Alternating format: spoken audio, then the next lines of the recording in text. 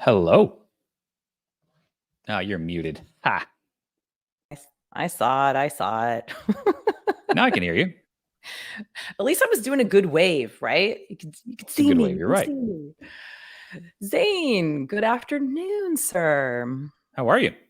I am wonderful. I am so excited about our session today. I love that we do these lives, and not everybody might like, but you should. And not everyone leaves a comment, but we'd really appreciate it. But we do get a lot of feedback, right? Like people will reach out to me, they will email, we will see them in the wild. Which is wild. That is wild. That is wild. So one of our own, Forrest Burt, who works at CIQ, was out in the wild just living life. And somebody noticed him from our live webinars here. So we want to give a shout out to Tyler Johnson in Bozeman, Montana. What's up? Thanks for watching. Thanks for watching, Tyler. Glad that this is one of your favorite webinars. Favorite channels, I think. I'm sorry, favorite channels. It's also cool. Who can miss the hair, though? I mean, it's Forrest, right? Exactly. So if you guys kind of watch back on any of our other webinars, Forrest has like the beautiful curly, I'm going to call it a mop because that's just like where I come from. We call it a mop, but it's a beautiful mop. Love you, Forrest. We do. We do. So Zane, this is wild, man. This is to me, it feels like a really big deal. We've got some amazing guests that are going to be popping in here in a moment to join us. And we're going to be talking about OpenELA. I keep wanting to say Ella or Open. I'm ELA. It just sticks to me. OpenELA. I don't know. I'll be curious to see what everyone else thinks. Okay. You know what? How do you say it?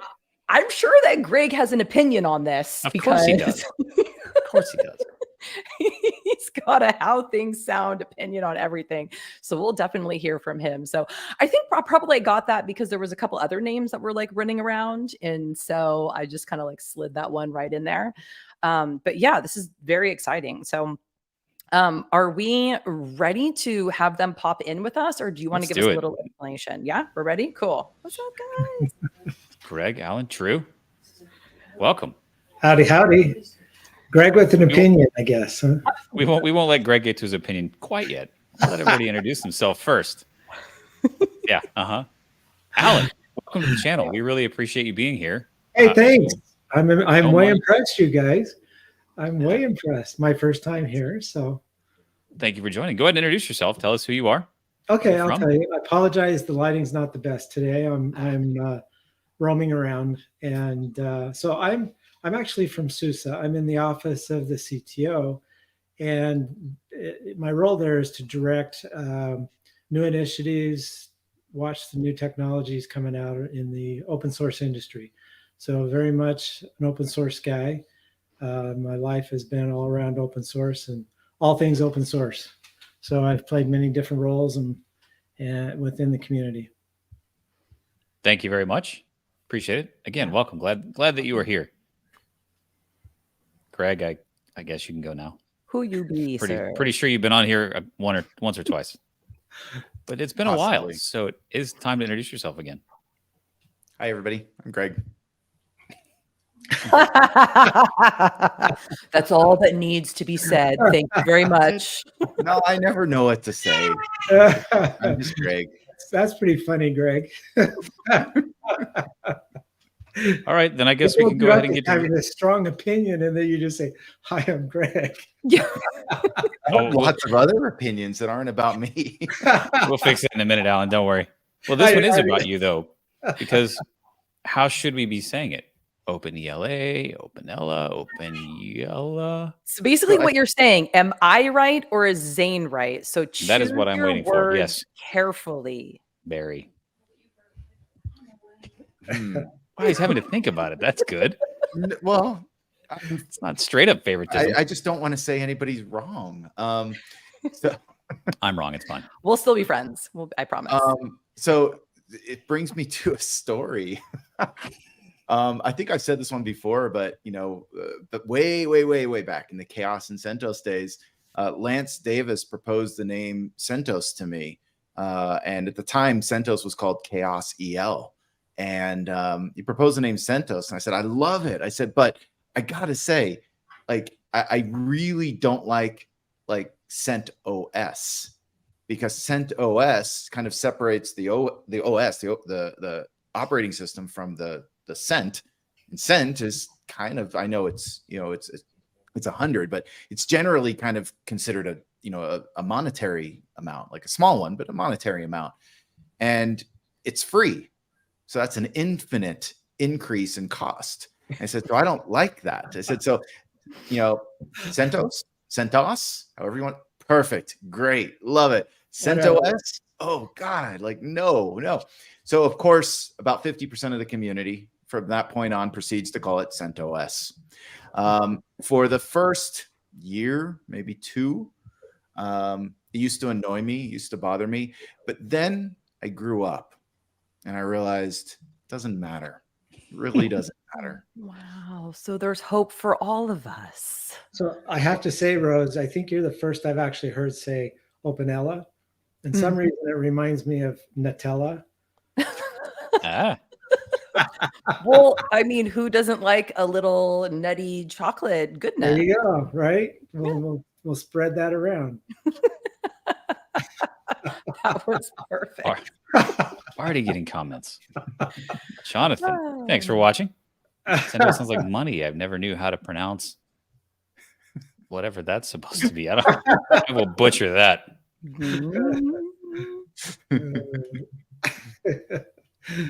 Yeah, not even trying that one. So okay. I call it.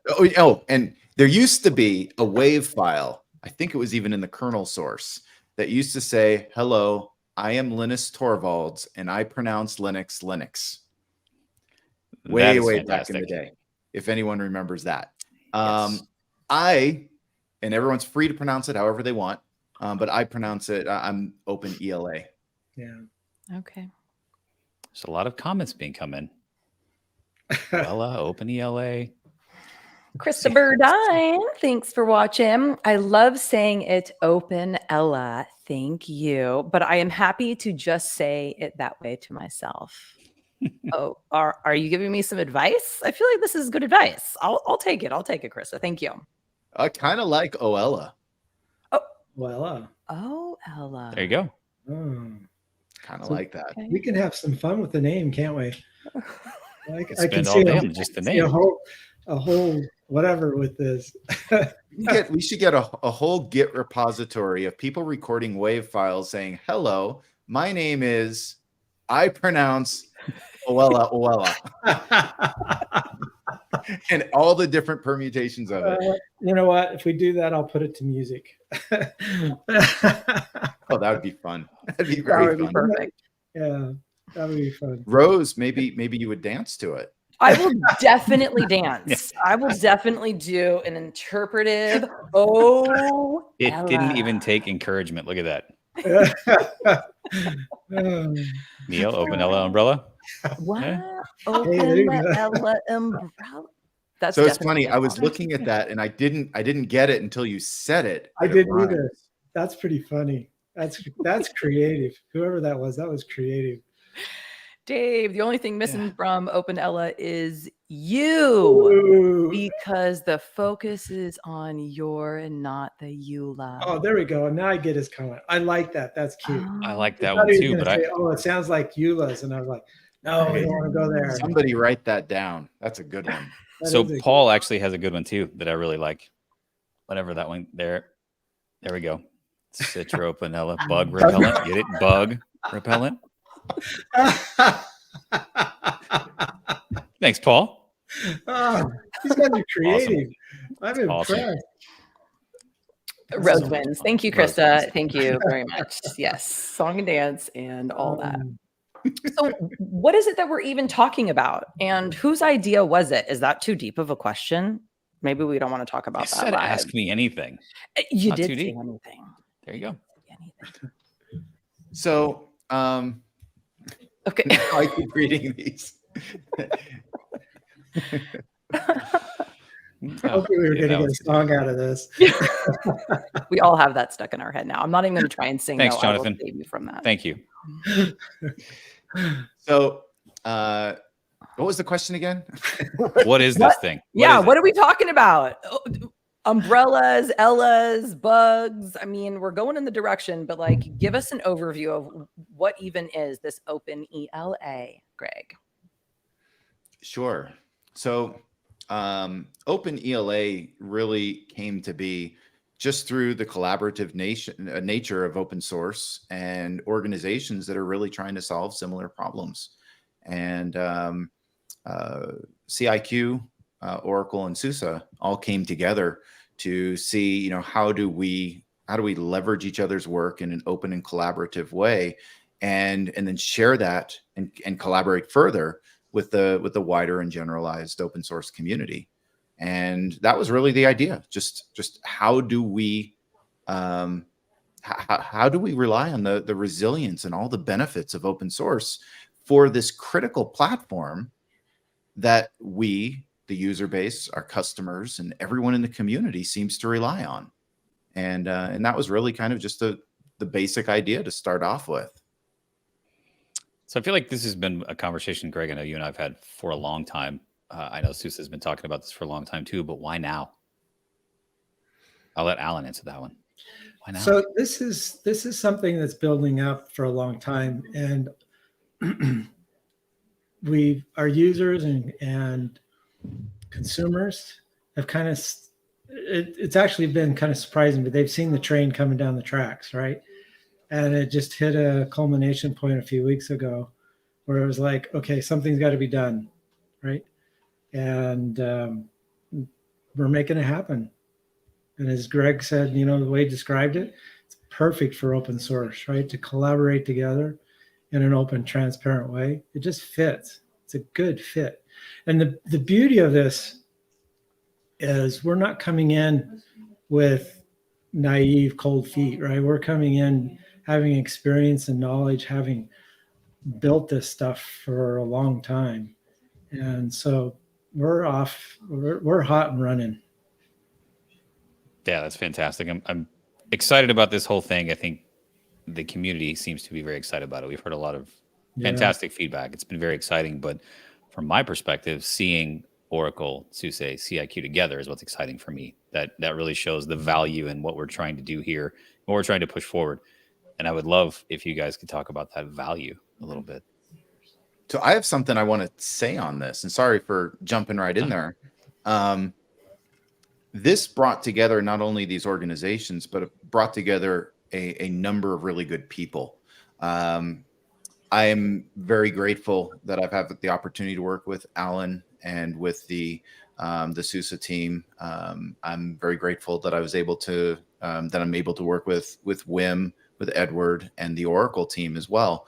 And what I've learned from this is not only are we all trying to solve very similar problems, but honestly, and not to sound cliche on this, but the community's full of really cool and great people. And it's an honor to actually kind of expand out of where I think we would have just been with our own organizations and actually start working together in a broader community. It really means something. And so far it's been an amazing journey, and I'm really looking forward to seeing where this is going to go and what comes next. It's great. Thank you, Greg. Yeah. So we have a OpenELA. I'm going to do my best here. OpenELA Slack channel as well that anyone can join and kind of keep up to date with things. Yes. Yeah. Yes. Yeah. We are all on.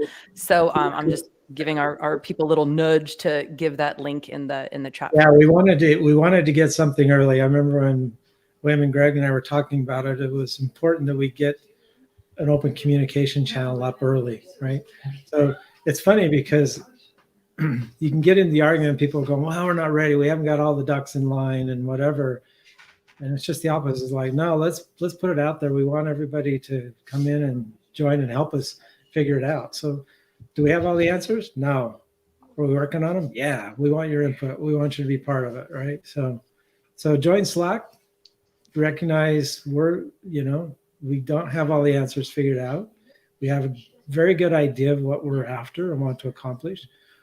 So we've put that out there, right? So the focus that we're after and so forth. But all the T's on GitHubs or whatever, we're still figuring that out. So that was really my next question is, I know this is early days. This thing just got announced. Has it even been 2 weeks yet? Where are we in the process? So we have communication set up. Like, where are we now? What's coming soon? What are we doing? So to announce this, we had to have a few things already kind of defined and in motion.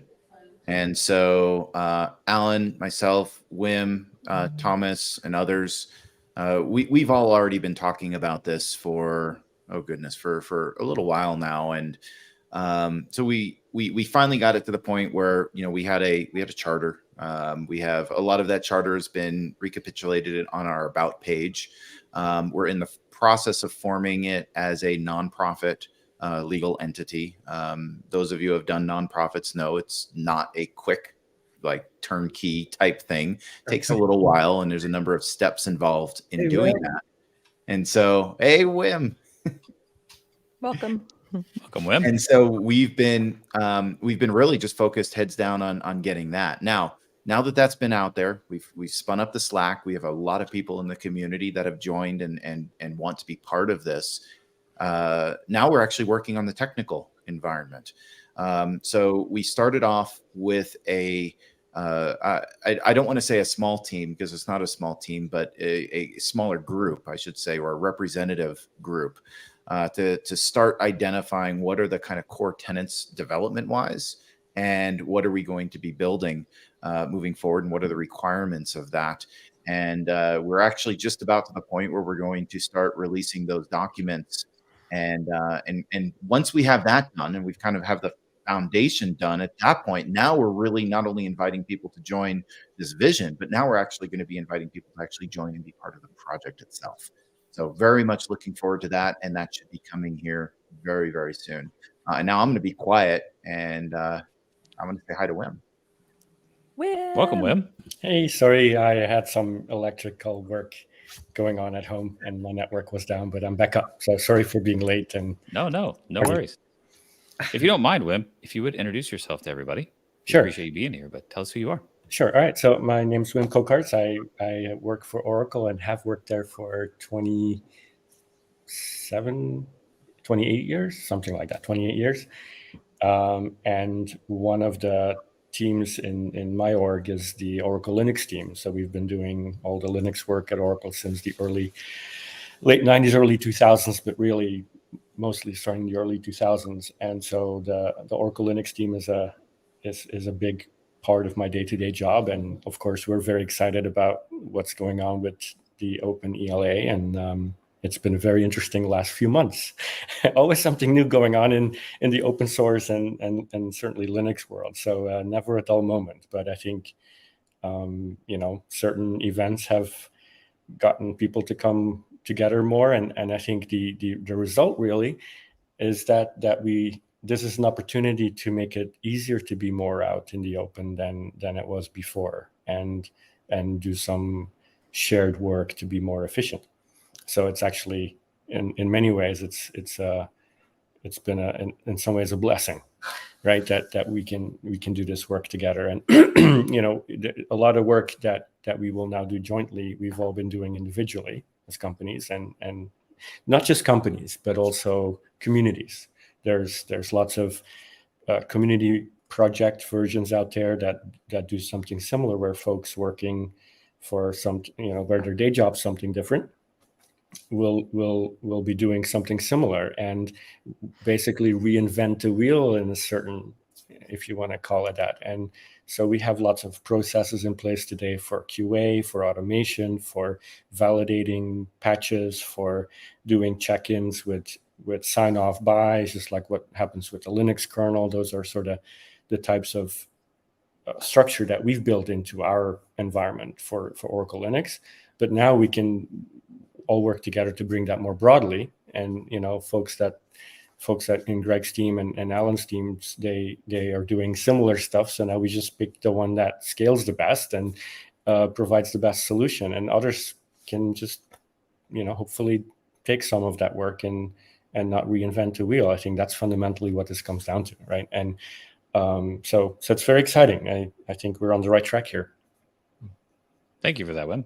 So you kind of alluded to and touched on a little bit the word open in all of this. So open is important. I know we at CIQ have talked about the openness and why we wanted this to be open, but I would love to get Alan, Wim, and then Greg last, your views on why it's important for this to be open for everybody. And I'll start with Alan.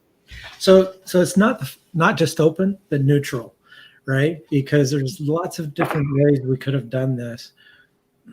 And so Greg went into it a little bit, how we're setting up a 501c6, right? And we did that. We're working on that. It takes time. I always have a lot of people say, well, it's real easy. You just go to whatever state and file some paperwork. I'm going, that's the easy part. But figuring out how to keep it open and how to ensure that it's a neutral playground for everybody, right? They can come in and participate. That's not so easy, but it's extremely critical. And so that's the thought process that's really going in there, is to make sure that everybody can come in and feel comfortable that they can participate and be a important part of this. Thank you, Alan. Wim. So the reason we did Oracle Linux was because we felt there was a need to, in our world, to have a better support experience for our customers. And that what they got at that point in time was not providing that. And so that got us into the Linux support business. That's always been, for us, fundamentally what it was about. It wasn't about the code. It wasn't about patches. It was about a customer has an issue. They need immediate support, and we need to help them. Right? That's why we got into the Linux business. And I don't want to talk too much about our stuff, but I think it helps answer some of the questions. We could have built our own Linux distribution. Technically, it's not rocket science. But the point was, we didn't want to fragment the market even more. So we just said, okay, the source code's open. We're competing on support. We're competing on the quality of support for open source. So we just provide the same base. Customers have a choice. If they don't like us, they can go back. If they like them better, no problem. We want Linux to be good because it's about our products in Oracle on Linux. And so that was fundamentally our charter since the beginning, and still is to date. And so when I hear some people, and I'm not going to name names and certainly not specifically about stuff, but when I hear folks say how they're putting a lot of effort into stuff, and as such they feel like the code they got from an upstream project, which was not written by them in the first place, should be locked down for paying customers, I find that odd. Because as an example, one of the guys in my team just finished building online XFS repair. He worked on this for years with other people, 2-3 people full-time paid for, because XFS online file system repair is important. Well, guess which distributions use XFS as the base file system, right? So that's going to go up in there. We're not going to send a bill to these other companies. It's just part of, hey, XFS is important. We're providing that code, and it's not ours. It's part of the project. And so for folks to claim that the work invested in the source code is somehow making it okay to lock that part down when it's not their source code to begin with. I don't want to start a whole conversation about companies that have their own products and start with one model and then change to another one. That's a whole different world. This is a world of 10,000s of packages written by hundreds of thousands of people out in the world that become a collection. And all those folks have worked really hard on that, including us, including SUSE, including Greg's team, including so many people.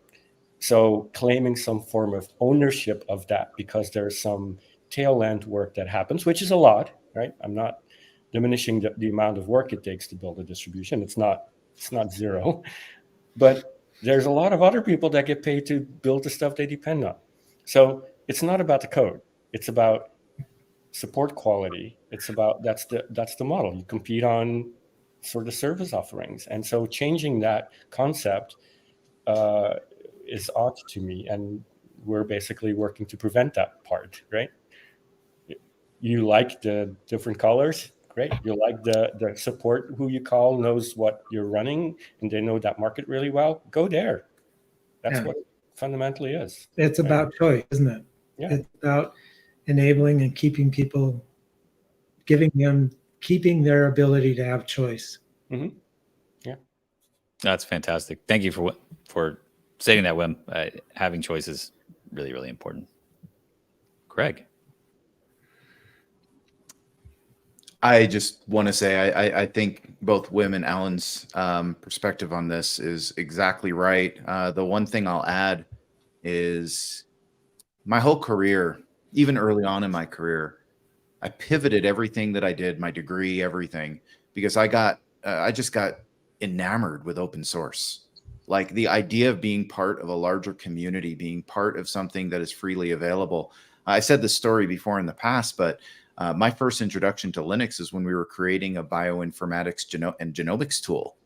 And we got some hardware and we were able to download this operating system off of our 56K modems and then, burn it to floppy disks and then go and install this and turn this into a computing tool. Like that just blew my mind. Like it was so amazing, the fact that you can just go do that. And so when we talk about even like giving back to the community, giving back to like everything that this is about, this is all giving back in a matter of speaking. Even just using it is being part of this. And I became, as I said, completely enamored. I changed my whole career. I changed everything I was doing to go learn enough Linux, go learn enough coding and open source to go be part of this because I loved it. And it has fueled everything that I've done since then. And this is since the mid-90s. So this is over 2 decades now. And my hair has recently turned much grayer. But yeah, I mean, this is like, this is a long time standing now. And what we've created with OpenELA is really just the epitome. It comes right back to the spirit and the goals and the collaborative nature of open source. I mean, for SUSE, for Oracle and CIQ to come together and form a relationship and a bond around this notion of open source collaboration, and let's create a foundation such that we can all now go and build better products, build better services and support and solutions for our customer base. That is massive. And what we're agreeing on this is let's all leverage the same foundation such that this foundation now becomes not something we're competing on, because choice is great for everybody, right? But if you have too much of the community is bisected with incompatible solutions, it doesn't help. It doesn't help like people. It doesn't help the users. It doesn't help vendors. It doesn't help people that are adding capabilities on this.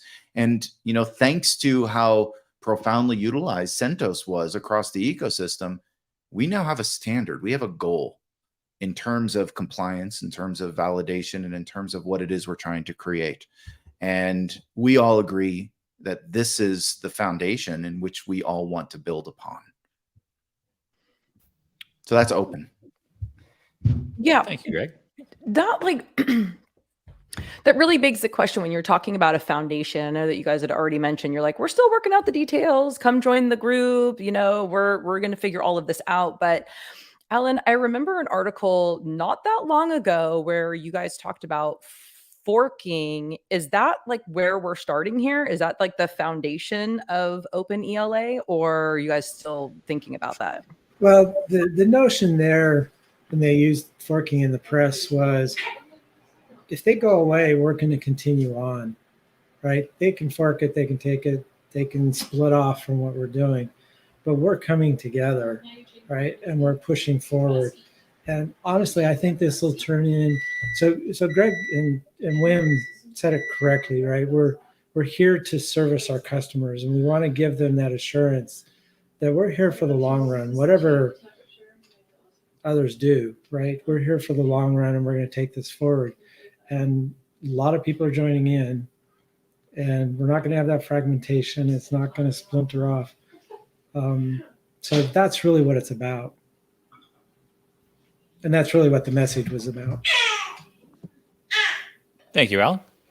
We do have a lot of questions coming in. I think we should probably start addressing those from the community. I have another one, but I'm going to wait. Put up a question. Dun, dun, dun, dun. Does it help when I sing? There was one about Matter Most first, Rocky. Which one are we looking at here? Oh, yes. Jonathan's question. Jonathan Anderson. How will OpenELA establish its own identity beyond distribution name redacted? It's a great question. Yeah. Whomever would like to chime in first. So I don't know if I would describe it as even establishing its own identity. Yeah. Beyond it's really about becoming a collaborative source for any distribution that wishes to become downstream. So there is, of course, value in stating, that something is derived out of, the collaborative effort of OpenELA, but that may or may not be even required. Like, nobody has to do that. Like, a downstream derivative would not have to say that it's, that they are a derivative of OpenELA or anything, right? But they are free to leverage everything we've done in OpenELA in any way, shape, or form that they like. Yeah, exactly. I think there's some.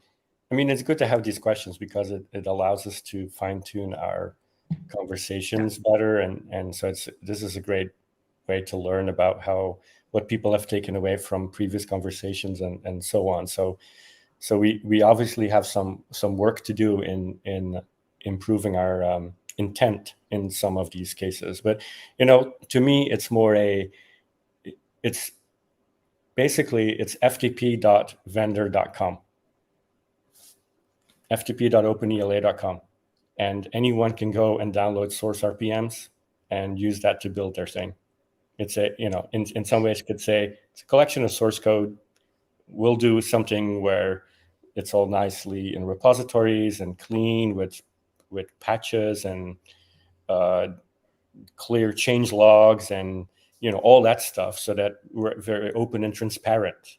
We're not trying to obfuscate things.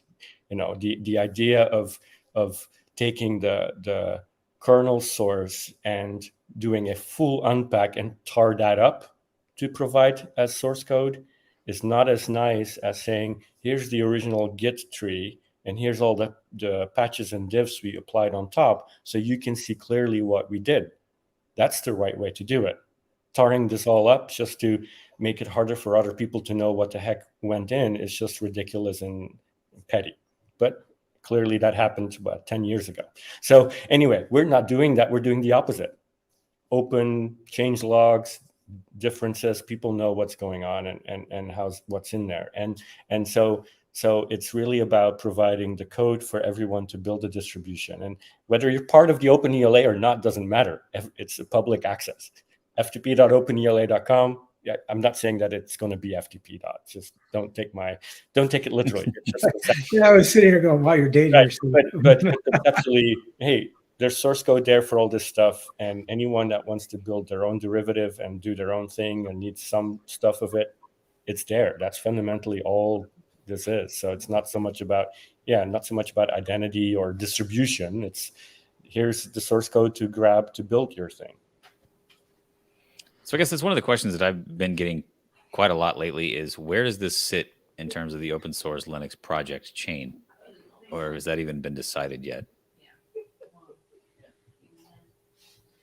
So like kernel, mainline stable, Fedora, stream, where in that would it go? Yes. Yes, Zane is the answer. Yes. Yes. Alan, you want to take that or you want me to? So I was going to try to make it a simple answer and say it's in the middle.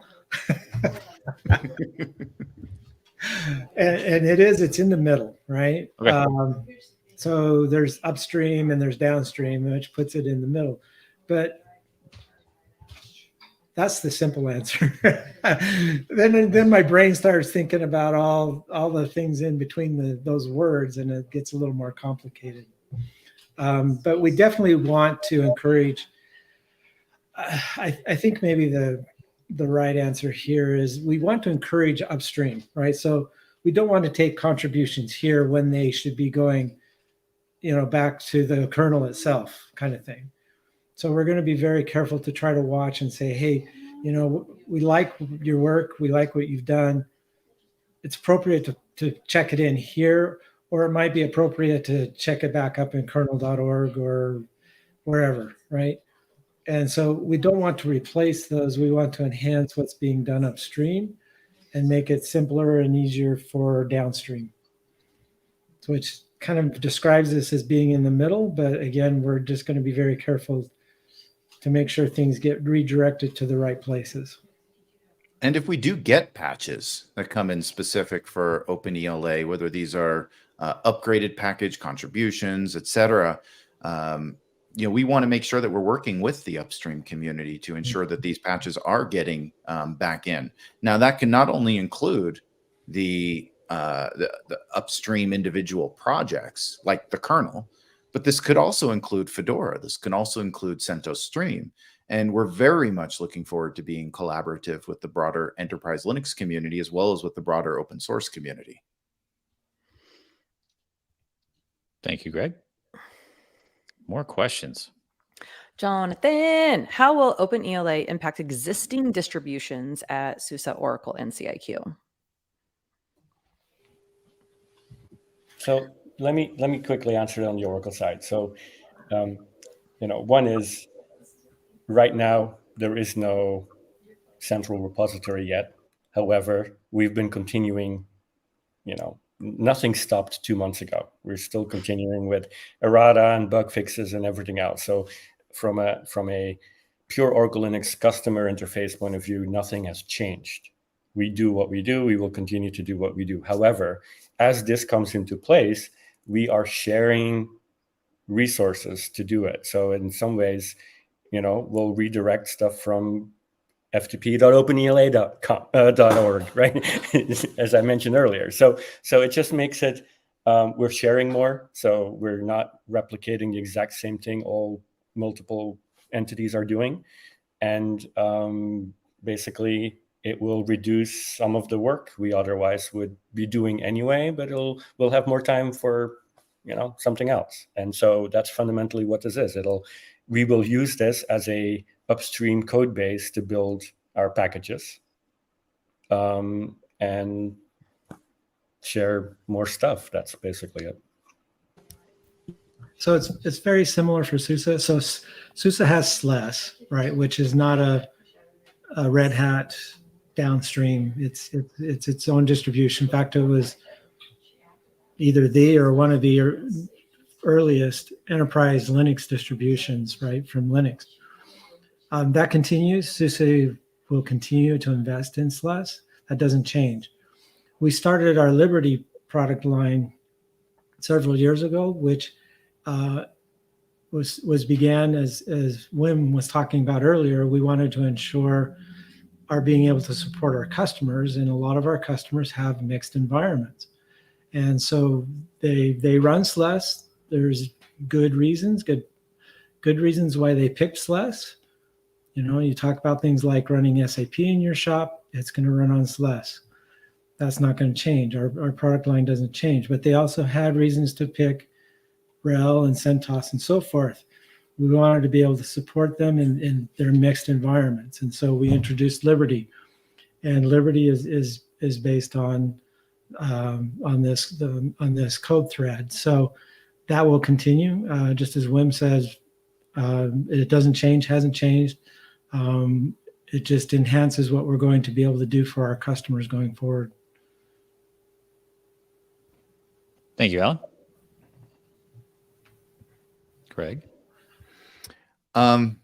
first thing I just want to reiterate is, I talked a little bit about my belief in open source, and one of the things that CIQ did different with Rocky is we do not actually control Rocky. Like, Rocky is not part of CIQ. Rocky is hosted and maintained by the Rocky Enterprise Software Foundation. I do happen to be associated, obviously, with the Rocky Enterprise Software Foundation, but it is a different organization. The one thing I want to mention is the partnership that we've created is really kind of commercially driven, in the sense that it is 3 commercial entities. It's CIQ, not RESF, on behalf of that. So I'm very careful when I speak, or at least I try to be, on if I'm speaking on behalf of CIQ or if I'm speaking on behalf of Rocky. So I'm going to answer both of those.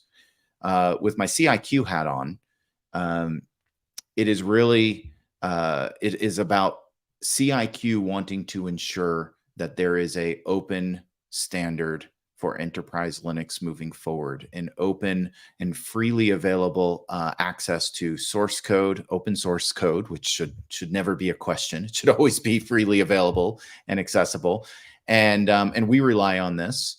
So we wanted to make sure, and we wanted to invest to ensure that this remains a constant in the community.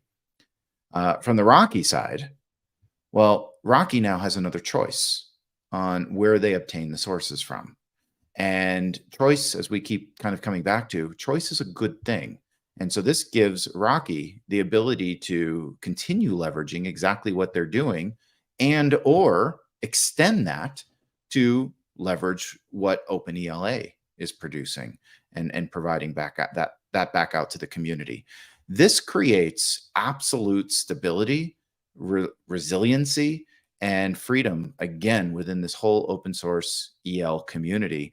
And that's what's so super important, in my opinion, about what it is that we're doing is, we've ever since the end of life of Centos, this poor community has seen a lot of drama. And the goal is let's get beyond the drama and focus again on what we all can provide back to the community and back to our customers. And let's stop getting everyone all shaken up about all of this. And let's just focus again on, we have the stable operating system foundation, and let's just start building on top of that. So very simple, very clear. And from an RESF perspective, again, it just gives us the ability to have more stability and more resiliency moving forward. Thank you, Greg. Next question.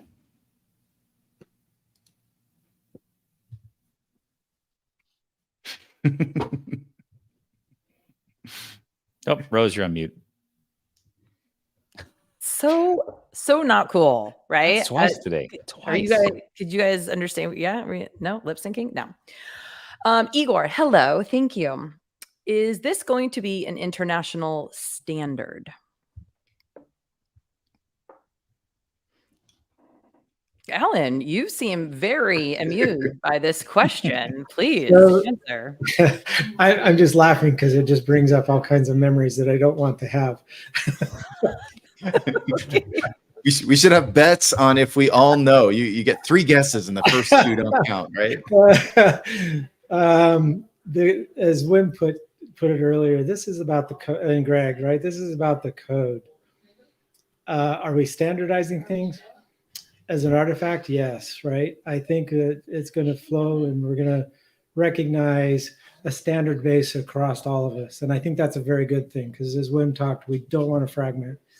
So not fragmenting, to me, kind of says standard.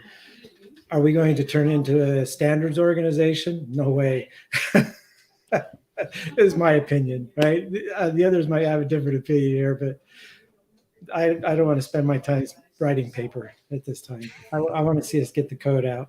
Yeah, just put the code out there. If people want to use it, they use it. It's just like Greg said, it gives an extra option for distributions that are built today, and it makes it easy to point your download servers to one place rather than going and chasing things in 20 different places.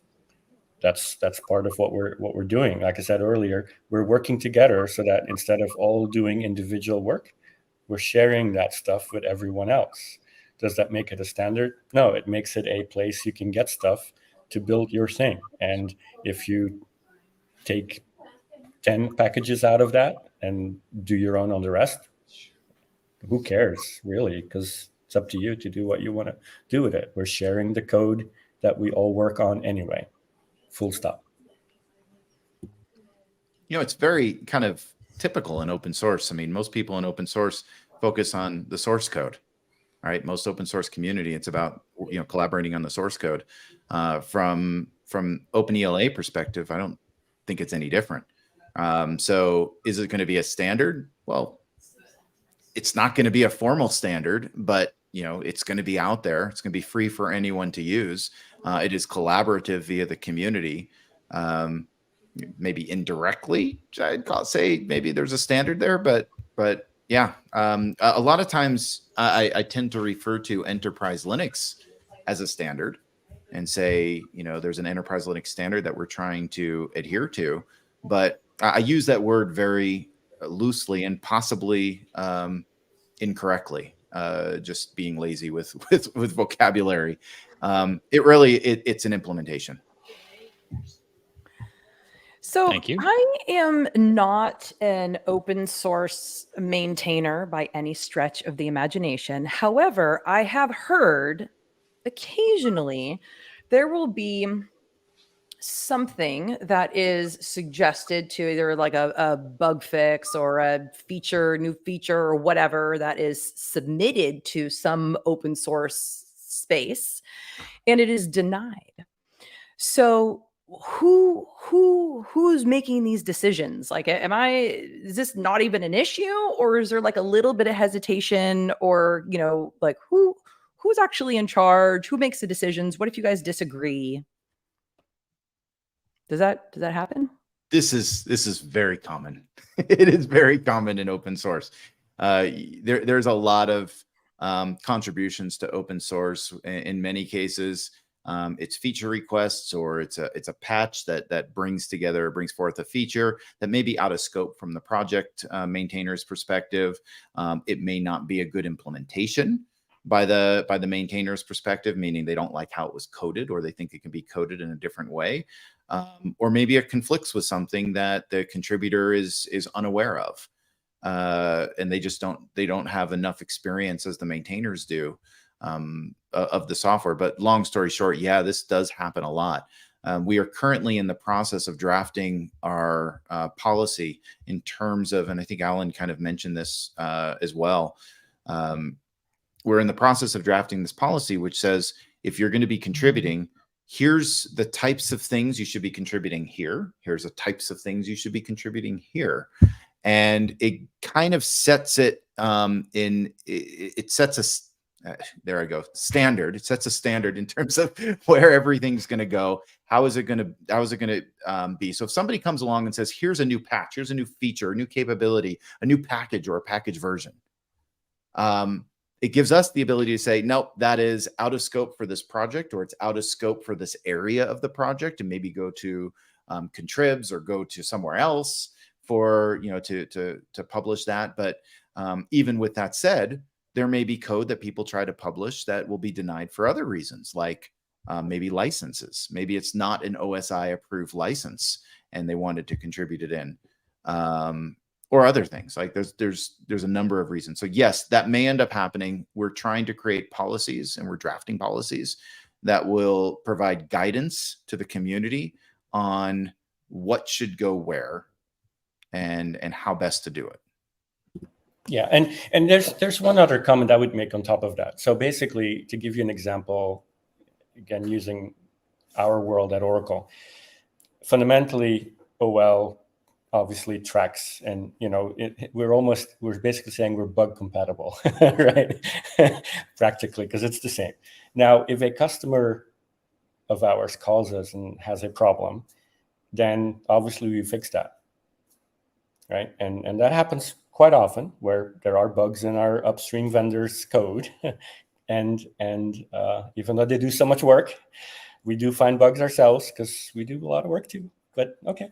Anyway, but basically we fix bugs, Right. And so what happens then is we want to make sure that the customer gets this fix, and if it's a fix that should go into the upstream project, like let's say it's a Linux kernel bug, obviously we push that upstream, make sure that it's fixed there, and our other vendor can then freely get it from upstream, put their name on it, and basically that's one model. Now, if there is a fix that would break compatibility, then it's not going to go into the base, because we don't want to break compatibility. Now, if a customer wants a particular thing, we will work with them. But the core aspect of we need to remain fully compatible, we're not going to deviate, is critical.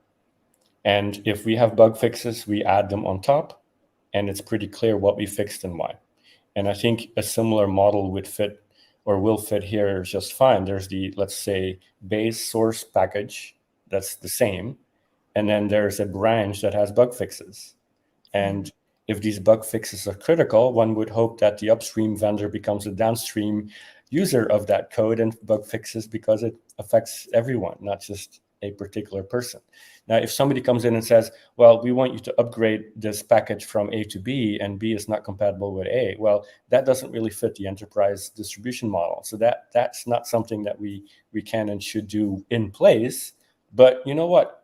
If somebody wants a newer version, they're welcome to do it, because this is a repository of source code with branches for patches, and it'll be completely open and transparent. So you want to add the bug fixes, go for it. You don't want to do that, you don't have to. It's out there, right? So I think it's really not so much about forcing people into a certain way and taking code that would go in a certain direction. It's about being open and transparent about what we do and what's possible. You want to fix, you take it. You don't want it, you don't need to. Thank you, Wim. Yeah, thanks. I think we have a few more questions. Tom, what's up? Okay, Rocky Linux is using Mattermost. Why is OpenELA, I'm adding that in there, using Slack? I imagine it's temporary, but you can probably answer that, guys. So this is a long-standing discussion with open source enthusiasts about Slack, and should we actually be using Slack for open source projects? There's a lot of strong feelings within the community about this. It's my personal opinion that Slack is very easy to set up, to stand up, etc. I don't know if this is where we're going to be forever, but I can tell you it was a very fast way to get communications and collaboration in place. And so we stood up a Slack. Now, Mattermost has a little bit more. It is, if you're not familiar, Mattermost is an awesome Slack alternative that's open source, but you do have to set up your own infrastructure to run it. And depending on the size of the infrastructure, or rather the size of your workspace, there could be quite a bit involved in doing that. So that's why we spun it up initially in Slack. The other thing I want to mention is, even though that there's a lot of opinions, should we be using Slack in open source or not, there are a lot of open source projects that do use Slack. I still believe the Cloud Native Computing Foundation as a whole still uses Slack as an example. So there's definitely quite a bit of precedent there. But yeah, I don't know if it'll stay on Slack long term or not, but as of right now, it is. Thank you, Greg. Dave. Hey, Dave. Thanks for watching. Welcome, Dave. So let's create interest and participation with a how-to video tutorial, something for a beginner to, what's DL? Is that? Download the Download RPMs. RPMs and spin up their own distro. Yeah, it's a great point, actually. Sorry, I kind of jump in on it.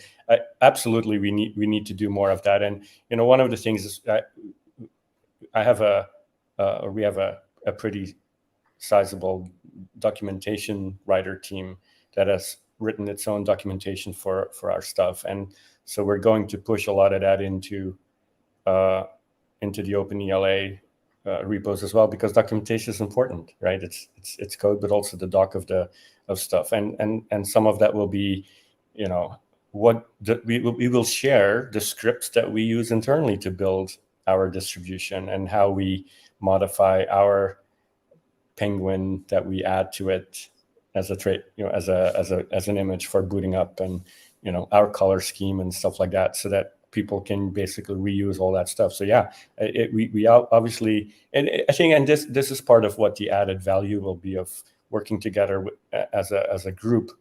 Is there's all the source code, there's documentation, there's test scripts, there's all the different QA things that we do that might be able to be shared because they're generic enough. I mean, if something's really unique to our environment, makes no sense. But if it's generic testing stuff, we can certainly, and we will certainly contribute that up to the OpenELA website instead of just keeping it to us.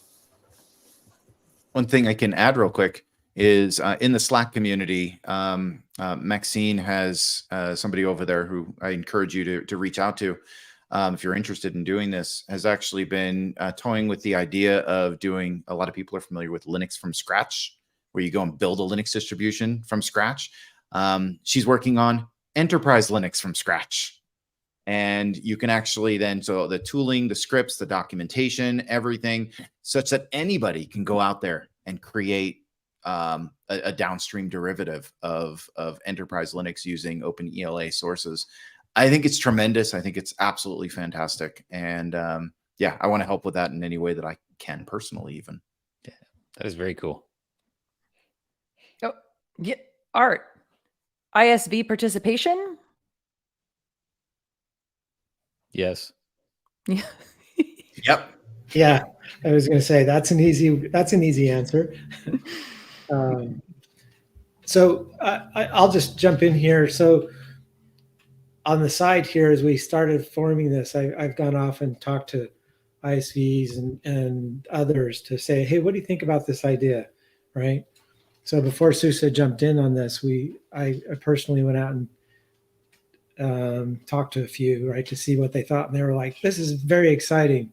We want to be part of this. So there's a lot of interest, not just from us distros, right, but from ISVs and other communities that are interested as well. So that was another reason why we wanted to push things to get out the communication, is so that they will know how to come and start at least watching, right, and then be able to jump in. It's great. Thank you, Alan. Dave, thanks for watching. Dave. Dr. Dave, what could Red Hat do to block what OpenELA intends to do, and how would OpenELA respond? It's an interesting question, Dave. Well, we can't surmise. Don't give him any ideas. Wait a minute. Don't give him any ideas, Greg. Pass the secret sauce. No. I'm sure this isn't news to them. But I think the one major thing that they can do, but I don't think that they would do it. It would be very bad for Red Hat to do this, would be to block the distribution or no longer distribute permissible licensed software, so non-copyleft software. If they did that, I feel as though the backlash from the community would be massive. And to be honest, it won't break what we're doing. It'll just make our job a little bit more difficult.